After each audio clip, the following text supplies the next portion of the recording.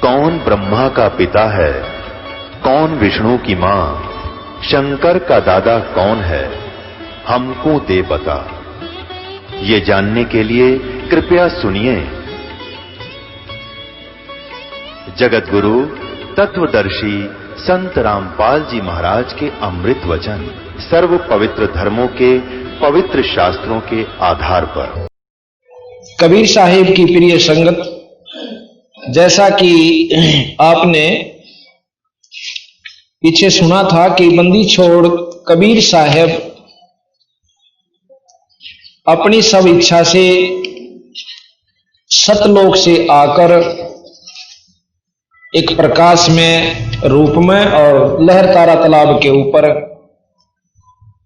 एक कमल के फूल के ऊपर बच्चे के रूप में, नवजात शिशु के रूप में प्रकट हुए थे। कई भाइयों को जिनको कतई परमात्मा के बारे में ज्ञान नहीं, वो इस बात को स्वीकार करने को तैयार नहीं होते, और जिसने परमात्मा की पूर्ण परिभाषा का ज्ञान है वो इसमें नकारा नहीं किया करता। परमात्मा की परिभाषा को जो जान जाता है कि वो के काम करा करे, फिर वो सब बात को जान लेता। और जब जिसके मन में जब तक न्यू रहेगी कि नहीं ऐसा नहीं हो सकता, ये असंभव है, इसको कोई नहीं बदल सकता, कर नहीं सकता, तो फिर वो परमात्मा के बारे में जानता नहीं। भक्ति पर जरूर लगा हुआ है पर उसको पूरा लाभ नहीं मिलेगा। एक भक्त भक्ति करता था, साधना भी कर रहा था, और दूसरा भक्त भी, संत भी अपनी साधना कर रहा था।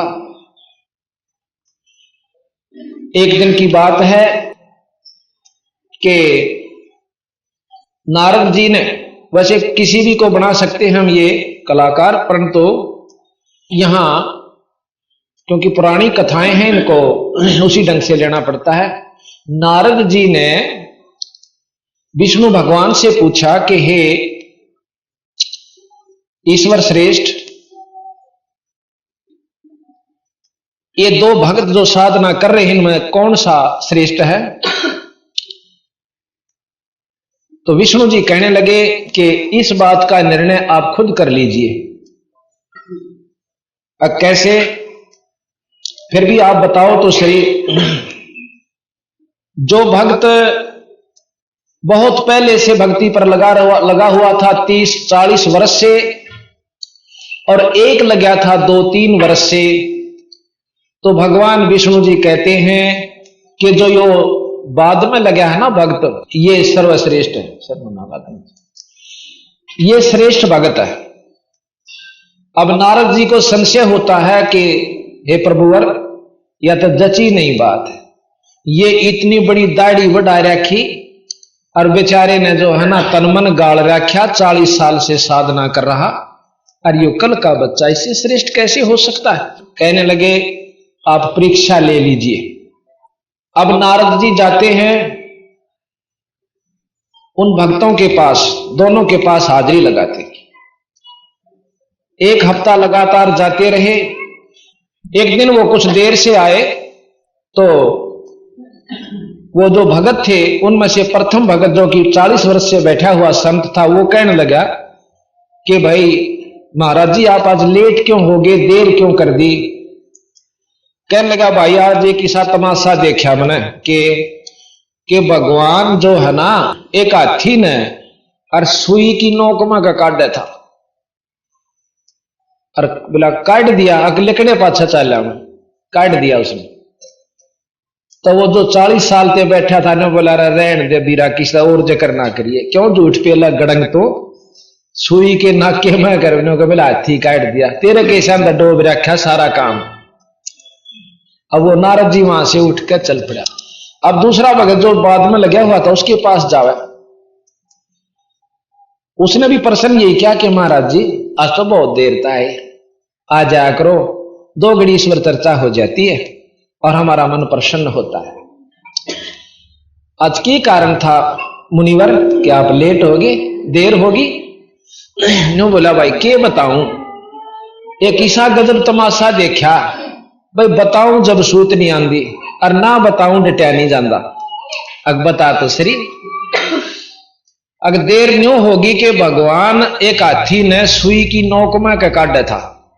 अच्छा फिर जी, और भाई वो निकल लिया ना उसका मां का, जब मां आया ओहो हो भाई बहुत आपने महाराज जी वो नया भगत के है वो हाथी ने के ओ तो इस सारे पहाड़ नर पृथ्वी नर धरती ने इस नोक में का काट सके। परमात्मा का आगे कैसे हाथी नोक। अब नारद जी का जचगी कि हाँ भाई बात सही से यू लाग जरूर रहा है पर विश्वास भगवान का कति नहीं। और जो नया भगत ने नो क्या कि हाथी के चीज से उसका आगे वो सुई मां के सारे ब्रह्मांड ने काट दे। परमात्मा में ये शक्ति हो से।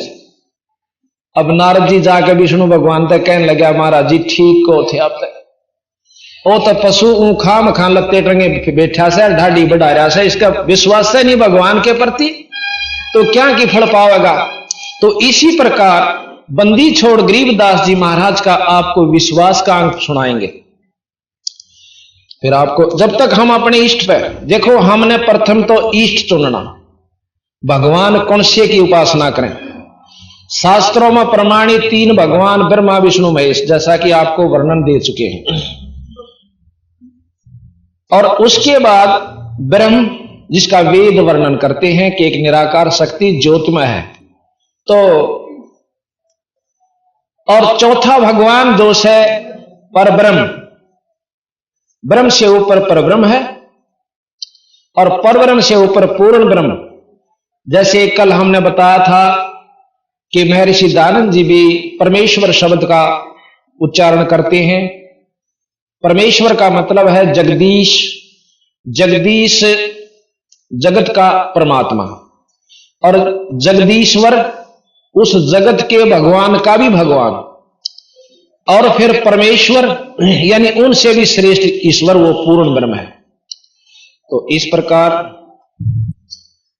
आज हम प्रथम तो हमने इष्ट चुनना कि भगवान कौन से की भक्ति करें, और फिर चुने पाछे उस पर पूरा विश्वास करना कि जिस भगवान को हमने चुना से उसमें ये गुण से ये काम कर सकता है।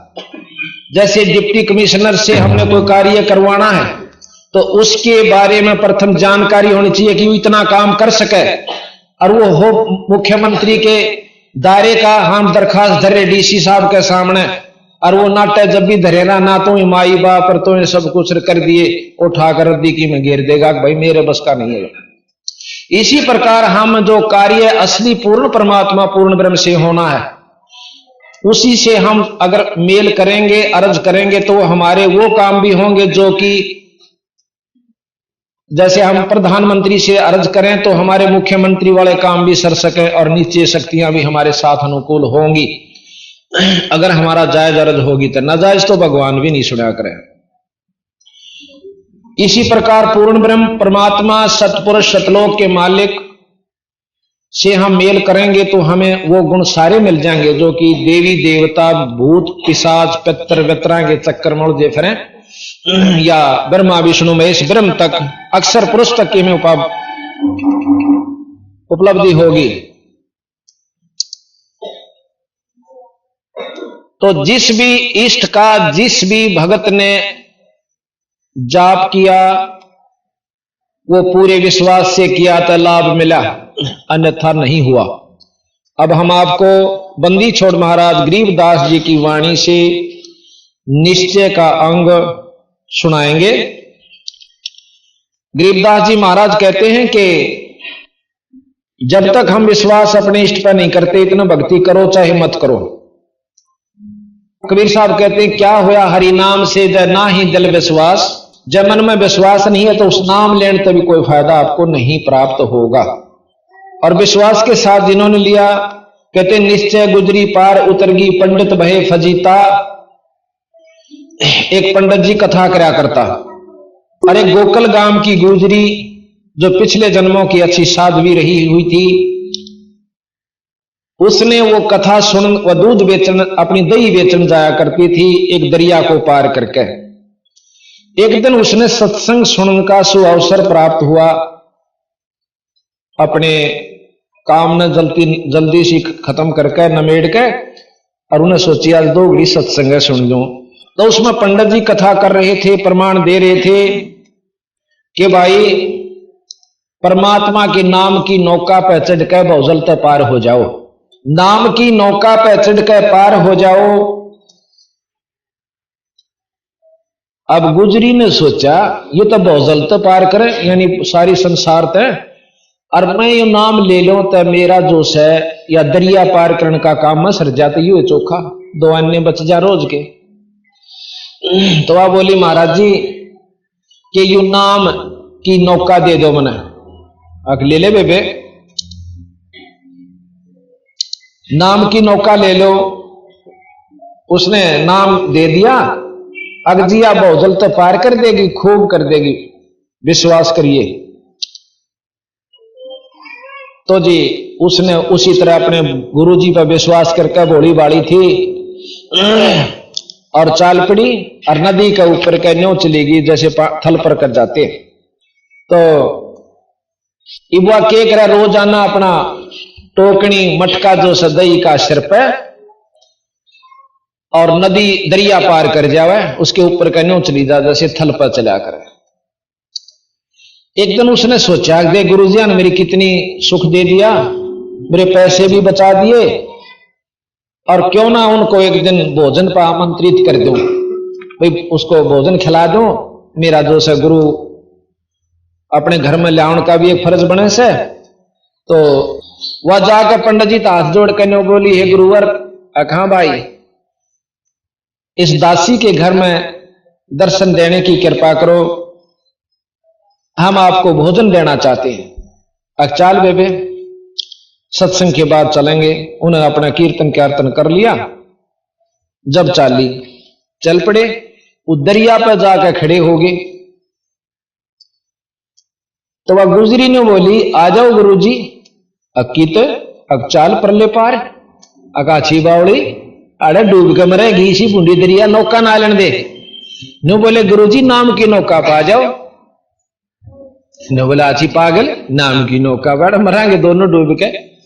तो कहते हैं गुजरी नो की नो पटापट करके पार चली गई, और फिर उल्टी आ गई, गुरुजी नो आ जाओ। तो गुरुजी की तड़े न नाड़ और गुजरी नो दड़ दड़ चली गई। तन्नो बोली पंडित जी क्यों खाम खा पड़ा भी करो, जब तेरा विश्वास नहीं इस ईश्वर के ऊपर कि भी यू काम कर सकता है, बिना विश्वास के निरी कथा कहने तो करने तो कोई लाभ नहीं होगा। तो महाराज भी कहते हैं कि निश्चय गुजरी पार उतरगी, पंडित बहे फजीदा। तो इस प्रकार अब आपको हम थोड़ा सा निश्चय का अंग सुनाएंगे।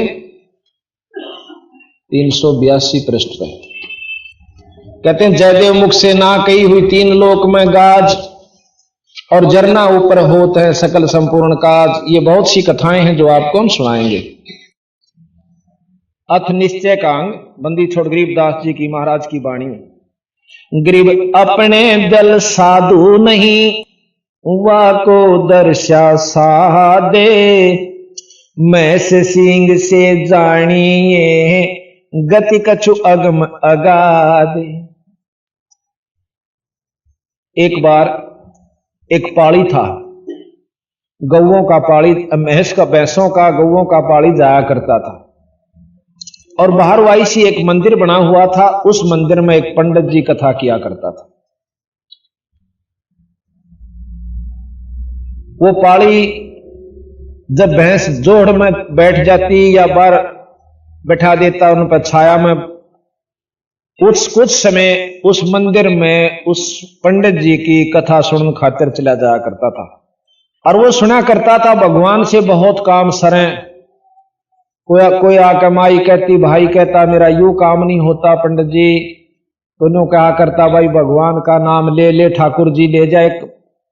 उसने तो अपना धंधा खोल रखा था। मेरा कैसा था, कोई एक मूर्ति बना रखी थी पत्थर की, जो बोला ये सालग्राम ने ले जा, और ऊन ही दिखाया करता। उसने एक लाल कपड़े में लपेट के और उस माई या भाई ताई दे दिया करता कि रोज तो इसका भोग लगाइए, और भाई 15 दिन मन ने बुलाइए जमान खातिर। और इतने रुपया दर्जा, इतनी ठाकुर जी की कीमत से, और या इतनी गुरु दक्षिणा, और ये ले जाए। अब पाली ने सोचा कि तो इतना दुखी से भैंस कदे किसी के बाजरा में बढ़ जा है कि गऊ किसी ज्वार में, और को पीता है को छेता है, यू अच्छा पंगा पड़ेगा। तू भी ले लेने एक ठाकुर जी जहां तेरा भी काम सर जा, यू पालिए बन जा। मेरी मैं सैन रोक दे, गौवा ने हिर लिया। एक दिन हाथ जोड़ कर बोला, पंडित जी कहा भाई एक ठाकुर जी मन ने भी दे देने। अब के करेगा, अब बहुत दुखी हो रहा सो, मेरी भैंस ये गऊ इधर उधर भाग जा से और मैं तंग पा रहा सो। एक हाथ जोड़ कर प्रार्थना से मन एक ठाकुर मन ने भी दे देने। अब उसने सोचा पंडित जी ने जब नाटेगा तो डले मारेगा, क्यों पाली को बद्दी भी हो से, और देगा तो ठाकुर की प्रतीत नहीं करे ना, इसने बेरा यू तो देखा देखी लगा हुआ। उन्होंने बोला भाई तड़के नहा धो का ये सुबह सुबह है, और जब दे दूंगा। अनु बोला देख पंडित जी पीछे मेरे दुरस है कौन, अब तो बिना पीछा वाला ठाकुर दे दूंगा। बोला अच्छी बात। पंडित जी जंगल पानी होने गया था, तड़के एक भैंस का टूटा सींग ठा लिया, और जाकर उसने लपेट कर लाल कपड़े कर नाले उसका लपेट कर धर लिया, पाली आंधे दे दूंगा। और पाली का तो लगन लाग रही, क्योंकि वो तो आत्मा से दुखी होकर मांग रहा था उस तो वस्तु। जाकर ने बोला पंडित जी के आ गया भाई,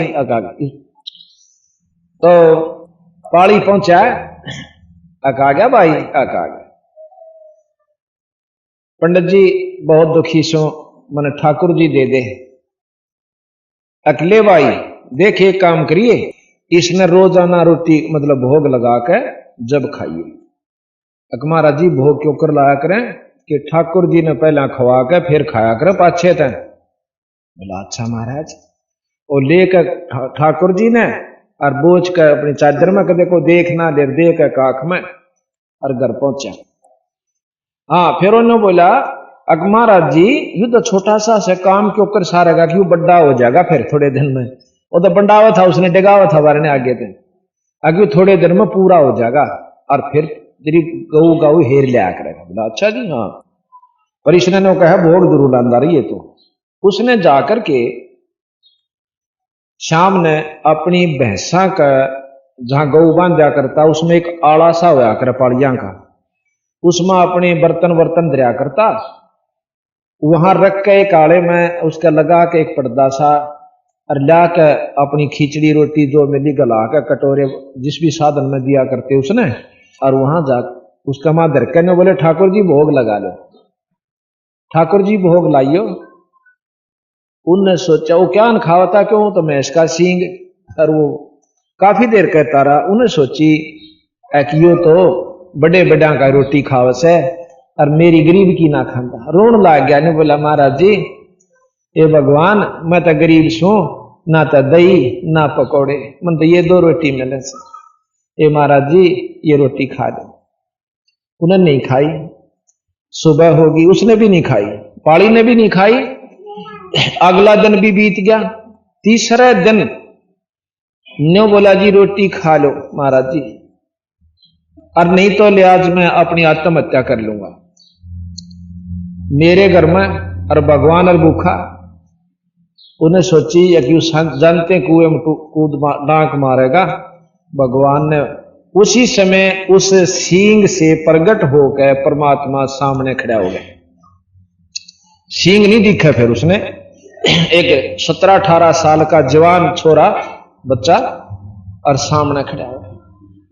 ओहो हो जय हो गुरु जी की। वाह भाई ठाकुर तो भी कति पक्का लकड़ा बिला है, कति मारे कर मान्या है, और 4 लाठी ले ले। उन्होंने बोला काम बता भाई पाली। पाली जो रखी काम से भाई एक लाठी ले ले। और मैं बहुत दुखी हो रहा था भाई, भला हो मेरे गुरु जी का। खेत में अपना पाली चले गए। अब वो लाठी दे दी उसके हाथ में, उड़ा पाली जाए पाछे, और आप आराम तो लौट गया की करता। थोड़ी देर में बेचारा आया, अगले पाली तई होएगा तो गुरु जी आना अपना शुक्रिया तो करया। वो जाके नो बोला गुरु जी, और गुरु जी ने बह हो रहा अक्सर ध्यान लठावा से एक लाठी वो भी ले रहा था। आकाश तने दिया था बड़ा 30 शायद से, तो वो और बैठे थे ना साथियों ने बोला भाई ने पकड़ियो के दे मरांदे ठोक दे, पहले इसकी बात समझावांगे कि मैं और दे देंगे आज इसने। तो वो गई ने बोला के बात से पाड़ी ने बोला मैंने गुरु जी आगे पाँव पकड़ दे दो, और गुरु जी उल्टा उल्टा हटा के दे पकड़ के बिठा दे। तो उसने जो है ने बोला भाई ठीक से उड़द कर ले, उड़द कर ले, तो हाँ हो गया। ने बोला गुरु जी बनाओ तेरा की बात है। अकबर निहाल कर दिया, पर ठाकुर जी चौथा दिन बनाओ, तो चौथा दिन पूरा होया मतलब जी तो मरण हो गया था, रोटी मन ने भी नहीं खाई, इतने उसने नहीं खाई।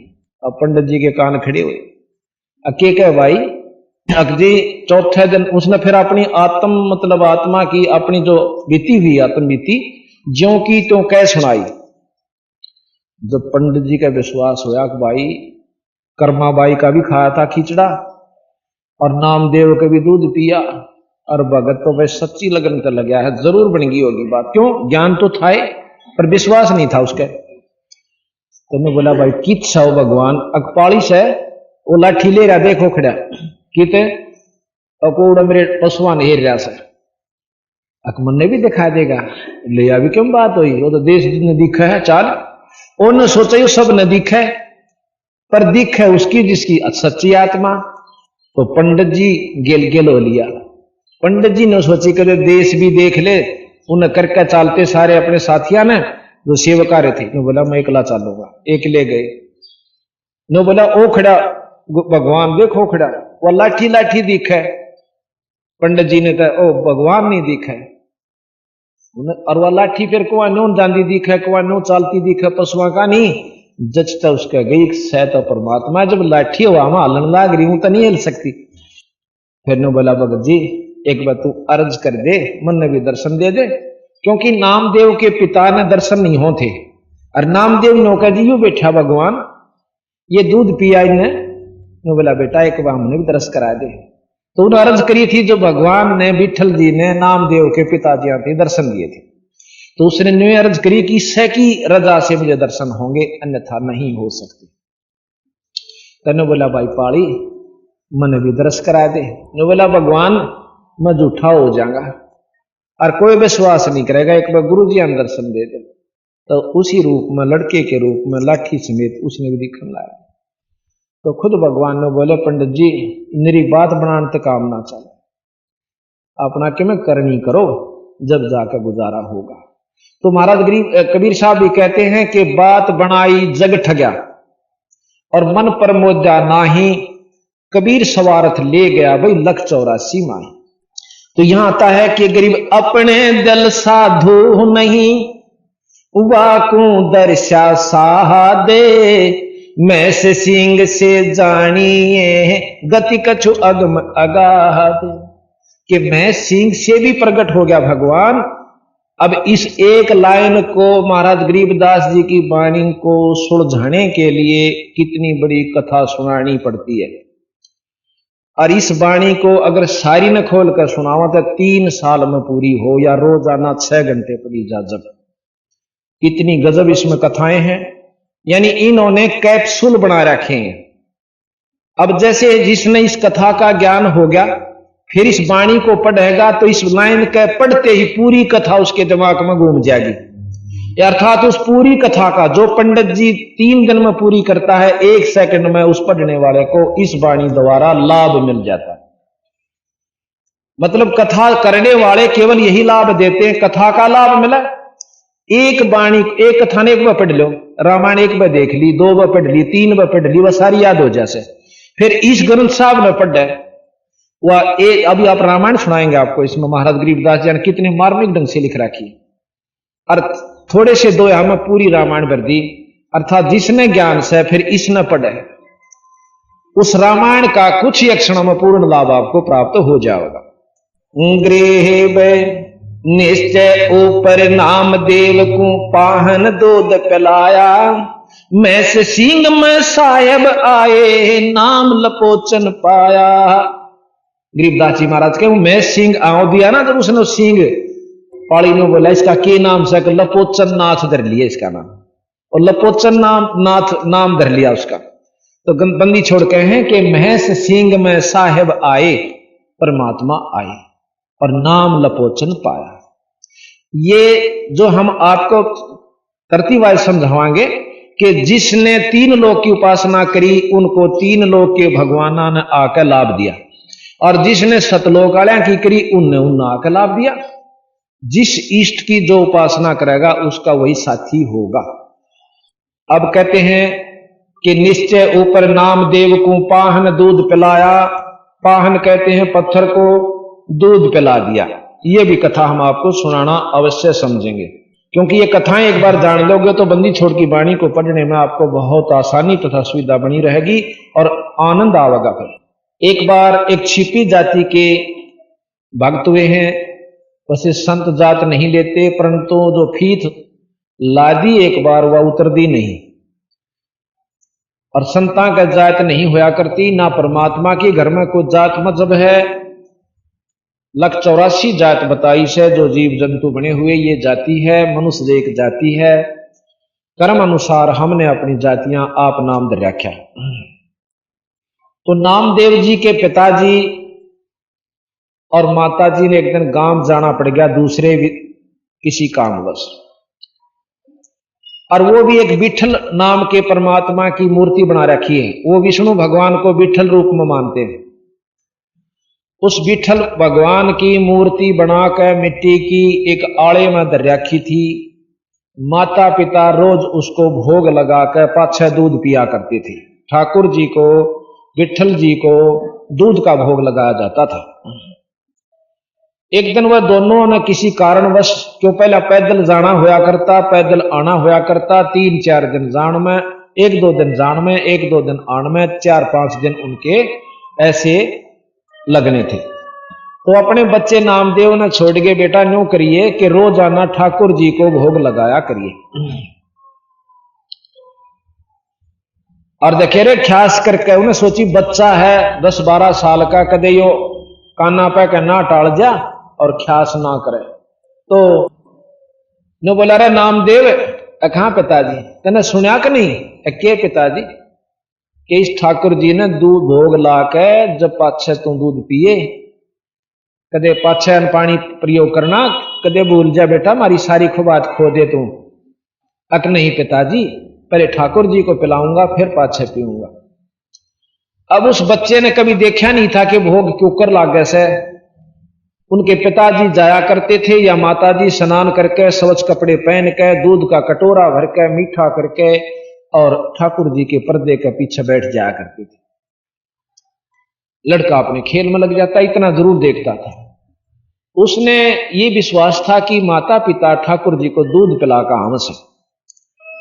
उसी प्रकार उन माता पिता के जाने के बाद अगले दिन उन्होंने नहा धोकर नामदेव जी ने और दूध का कटोरा लेकर स्वच्छ कपड़े पहन कर ठाकुर जी का आगे धर दिया, पत्थर की मूर्ति का आगे, और प्रार्थना करे कि हे ठाकुर देव भोग लगा, आप भोग लगाओ, दूध पियो महाराज।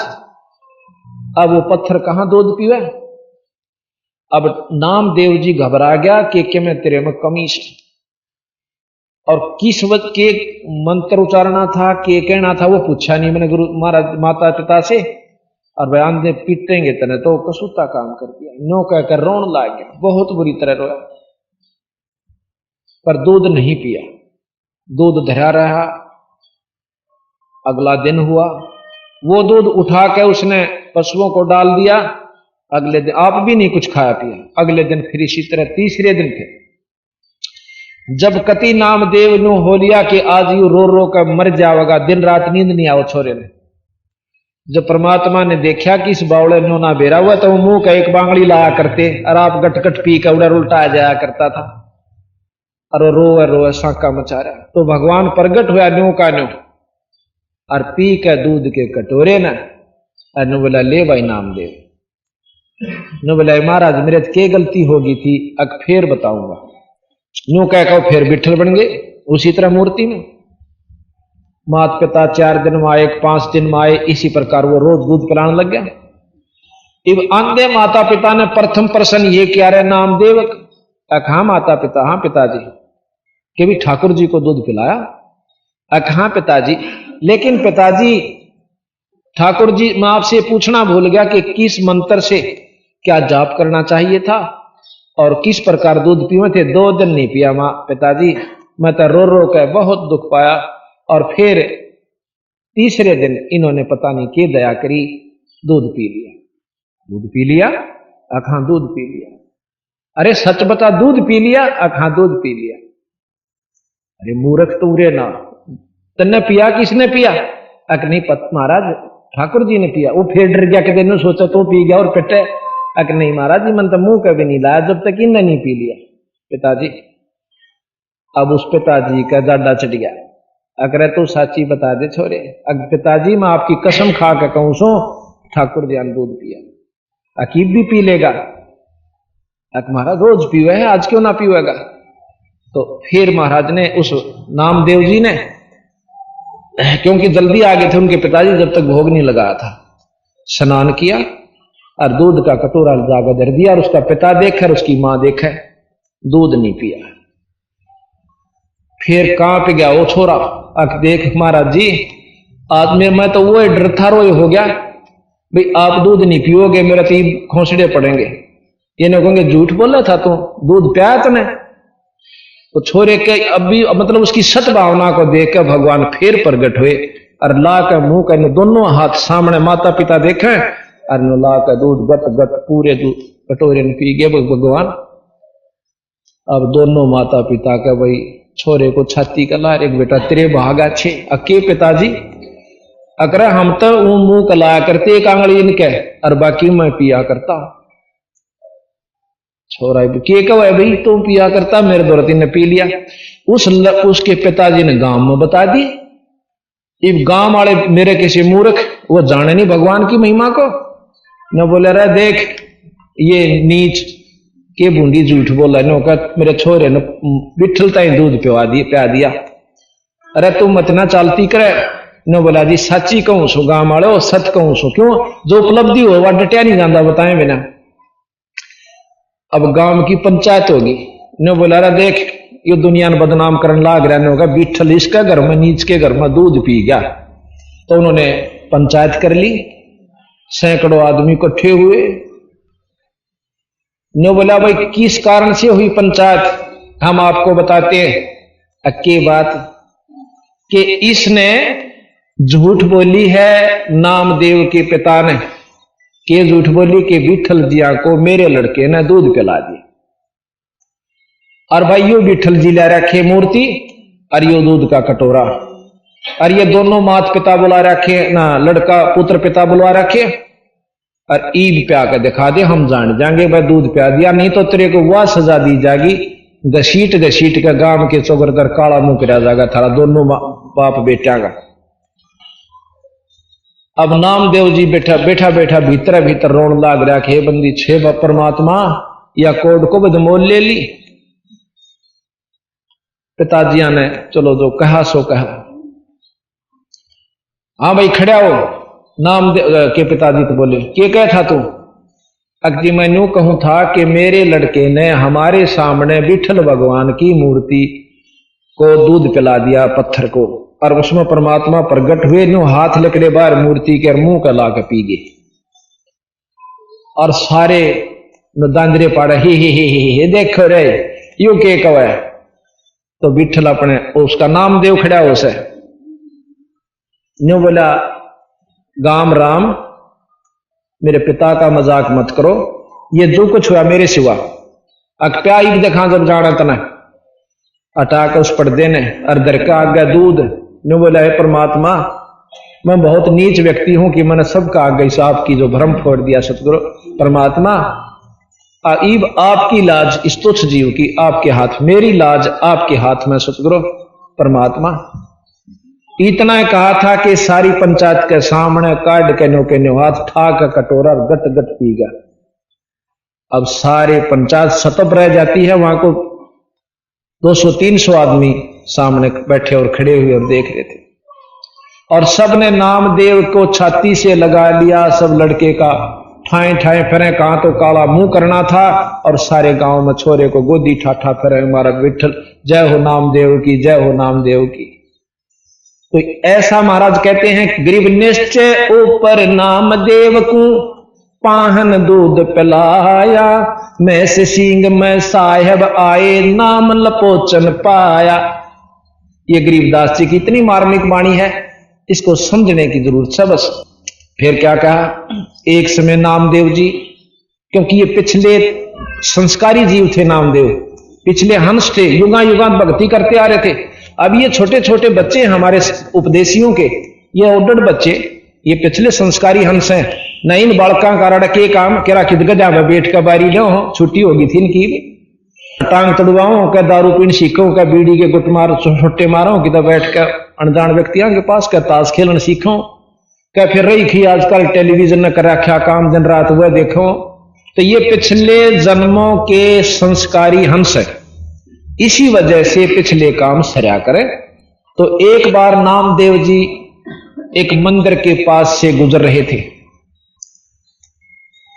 उसमें आरती हो रही थी, नीचे आरती हो रही थी मंदिर में, और नामदेव जी ने सुना अब भगवान की स्तुति हो रही है। उस मंदिर के पास ही जाकर, क्यों नीच जाति वालों को अंदर नहीं बढ़न दिया जा करता, पहले बाहर खड़े रहा करते थे, वो भी टुकड़ा लेने खातिर।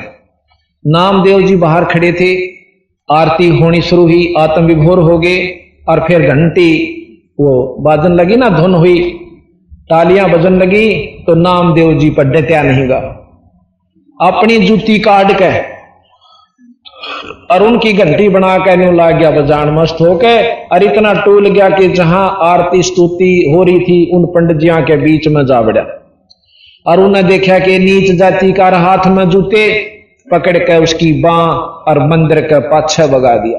अब फिर देखांगे तुम।